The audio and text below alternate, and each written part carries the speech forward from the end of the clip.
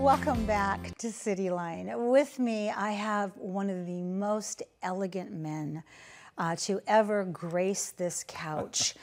He was here 3 years ago before the pandemic, and I loved spending time in his brilliance. And I'm talking about Dr. Paul Elliott Cobbs, who is the music director and conductor, maestro, of Tacoma Youth Symphony. Welcome back. Oh, it's so good to see you. It always is. Oh. You allow me to talk. You know, musicians, when you conduct them, they just want to say, maestro, faster, slower, you know, that's enough. Louder, softer, that's enough. But you allow me to talk, and it's always fun to talk with you. I love listening to you and hearing about Tacoma Youth Symphony. So 3 years ago, Tacoma Youth Symphony was with us. Tell us about Tacoma Youth Symphony Association today. You know, we are having such a wonderful time being together again. For 2 years, we were online. We never stopped. We were able to find ways to do rehearsals and to do recitals and concerts through Zoom. Our learning curve went straight up, but we kept the kids engaged. Yes. And once we could get together, once it was safe to be together again, I have never seen so many hugs. Even though it wasn't allowed, it happened. I'm not going to tear up because I know I hugged you when I got into the green room. That's great. If we've learned anything from the pandemic is make sure you get a hug in. Because you That's never know exactly when right. your last one's going to be for a while. That's true. What makes this youth symphony so special when we can, if we were to ever compare it, let's say, to Portland Youth Symphony? Well, you know, there are youth symphonies that really push musical excellence. And that's it, at all cost. It's not very friendly, it's not very welcoming, and we don't want that. There are youth symphonies that want to be friendly and they want to be warm and fuzzy, but it sounds awful, and kids are pretty much ashamed of what they do. Oh. We have found a way to have musical excellence and yet be supportive and warm and family-like. Yes. Because we find that first we teach the students how to be good citizens, how to get along, how to negotiate with each other, how to be accepting of each other. And as a result, the music is not only excellence, the music is also so spontaneous, and you can see the warmth going from student to student. Yes. And they're playing to each other. That's not right. out to the audience, but to each other. Yes. And the audience then feels that. So what you have just said is like you reached inside my heart and you opened up my parenting book. I often thought, and I'd heard from some really great parents, there are two things in this world you must teach your children to have: deep, long-lasting relationships and the love of learning. And I'm like, well, Tacoma Symphony's got that. Send your kids there. That's right. And they'll pick up an instrument along the way, which is a life skill they'll never regret. That's exactly right. Let's talk about what is it like for you as a conductor to have former students that you know are going to be coming back and play in the orchestra? I feel so proud. Yes. You know, I feel so proud. Someone asked me, well, what is it like being a conductor? I said, well, I teach my students, but then my students teach me. Yes. And that keeps me current. The reason I stay current is because I'm listening to what they're saying to me. I'm learning things that are right now, not 20 years ago, but right now. And so this give and take process enriches us both teacher and student. Yes. So on that note, what surprises you? You must, I mean, I know that I get surprised by our youth and I get inspired and I think, how did I miss that trend? Or how did I miss their ability to do this? What is it for you that surprises you? Well, two things.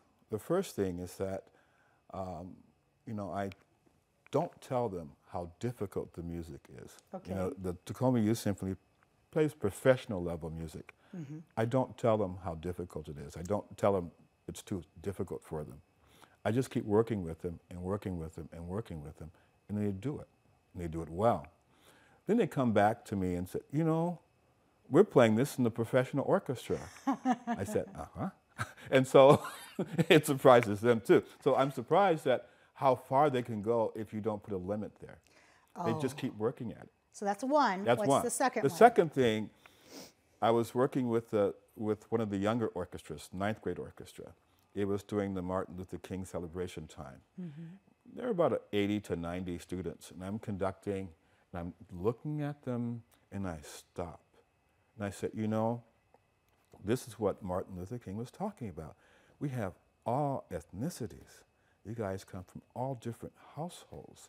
There's all different financial backgrounds. I said, but you're playing together and you're enjoying each other. And this is what it's all about. And surprisingly, they looked at me and went, huh? Oh, what are you talking about? This is not a thing. Take a moment to this understand that. Wow. It's so normal to them. Yes. That, why are you talking about that? Let's play. This is not a thing.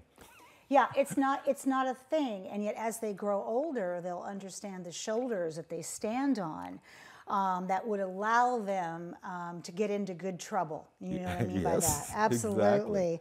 Tell us about the Youth Symphony concert this Saturday, and this Saturday is the 19th.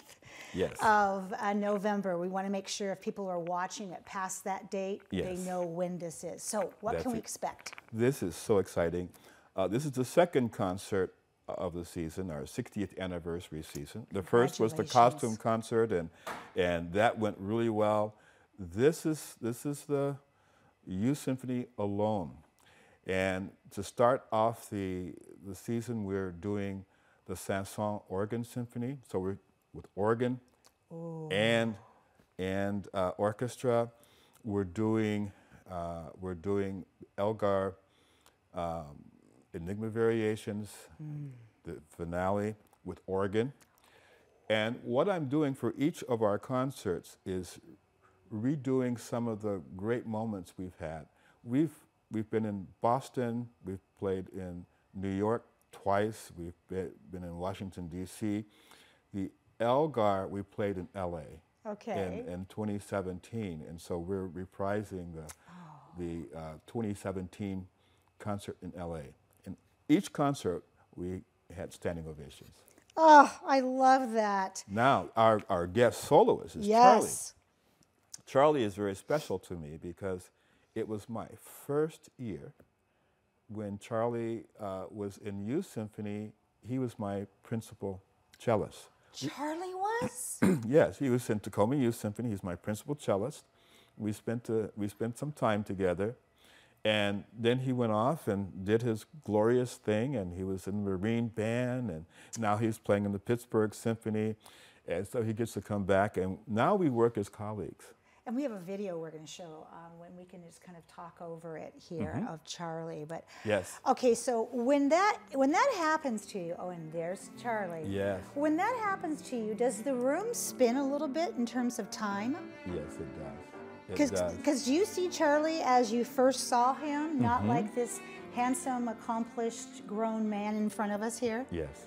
Oh my gosh. You know, I have so many wonderful students who have gone on and done great things, not just musically, but some are doctors and lawyers and real estate agents. And, you know, it's great to see them just go on and do wonderful things. So I'm looking forward to doing this concert with her. Oh, I bet. Well, you give these musicians everything they need in life to be successful. If they choose to put down their instrument, they're still going to be a success, and they're going to be an involved, woke human being. Yes. Because of what you have taught them as they made music together. Yeah. I can imagine sometimes when you sit as a guest conductor and there is a mixture of behavior that might befuddle you, you think back to who was their conductor when they were 10 years old Yes. that let this behavior go on? That's exactly right. Yep. Yes. Yeah, absolutely. So let's talk in this last few minutes about the audition process. So if you are somebody who is brand new and you have not heard of Tacoma Youth Symphony, how do you audition for it? We strongly believe that every student should play an instrument, and every student should be a part of our Tacoma Youth Symphony.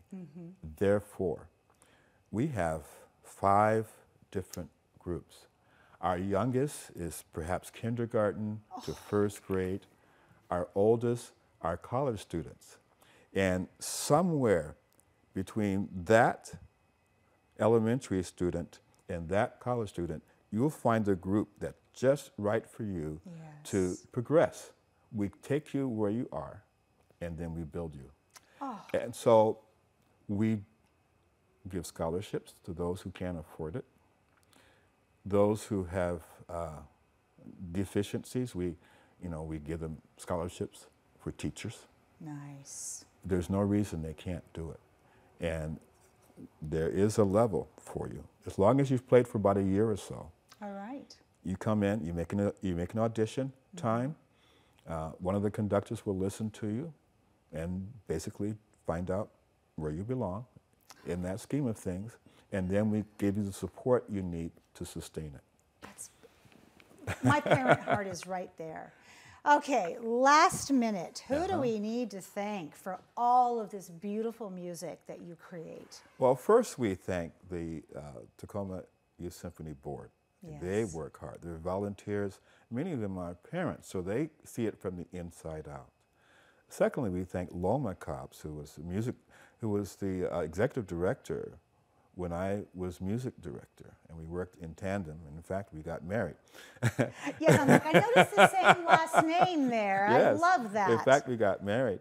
And now we thank the staff of the Tacoma Youth Symphony. Anna Jensen is so dedicated and works so hard. Megan Birkinshaw, all the staff members, they love these students. And it's not just a job, it's a mission to make sure they're successful. Yes, it's a ministry that's written across their hearts.